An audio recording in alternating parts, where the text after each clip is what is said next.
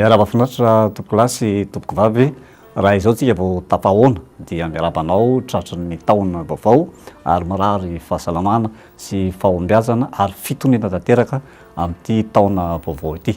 Raha mikasika ny toetr'ny andro aloha ny mandrafitra ny toetr'ny andro amin'izao fotoana izao dia hita fa manodidina amin'ny faritra avaratra Madagasikara iny ny zone de convergence intertropicale. Tsy dia milatsaka firy izy io, zany hoe tsy dia milatsaka mahaly aty amin'ny faritra avaratra fa dia tsapapa dia miantona eo fa ny mandrafitra ny toetr'ny andro amin'ny faritra avaratra iny dia ny zone de convergence intertropicale. Ankoatran'izay dia malefaka ny fitsokan'ny rivotra na ny alizay eto Madagasikara. Ny toetr'ny andro zany mifanaraka amin'izay dia tahaka izao. Misy ny orana malefaka aty amin'ny faritry Sava sy ny faritra Navanjorofo, anorana tandrifinahona malefaka ihany koa ety amin'ny faritry Diana, anjombona ny toetr'ny andro atao amin'ny faritra Voanendrefana, avaratra Andrefana sy ny faritra Voanendrefana ary dia ifandimby ny rahona sy ny masoandro any amin'ny faritra hafa. Amin'ny tolakandro dia iseho ny oram-baratra akoatra ny faritry Analanjorofo, ny faritra Analamanga ary ny faritra avoana atsirana Madagasikara.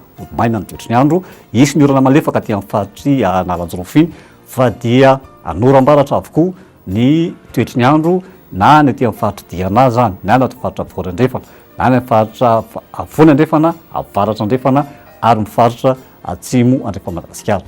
Ny maripana izay hoto maripana na ampitso somary mangatsiaka kely ny maraina, na izany aza dia tafakatra 4.0 ny hafanana ambany indrindra aty amin'ny faritra Antananarivo sy ny faritra Ankaratra, any amin'ny faritra Morotsiraka Andrefana dia hita fa 4.20 degré Celsius toratrak'izany akio, any amin'ny faritra Atsimo Atsinanana, ny ato amin'ny faritra Avoana Atsinanana kosa dia 2.20 na 2.20 degré Celsius. Amin'ny tolakandro dia manefokefoka ny toetr'ny andro ny faritra Morotsiraka Andrefana, ny aty amin'ny faritra ny Avoatany dia 5.20 na 7.20, ny any amin'ny faritra Morotsiraka Atsinanana dia 7.20 ka hatramin'ny 2.30 degré Celsius.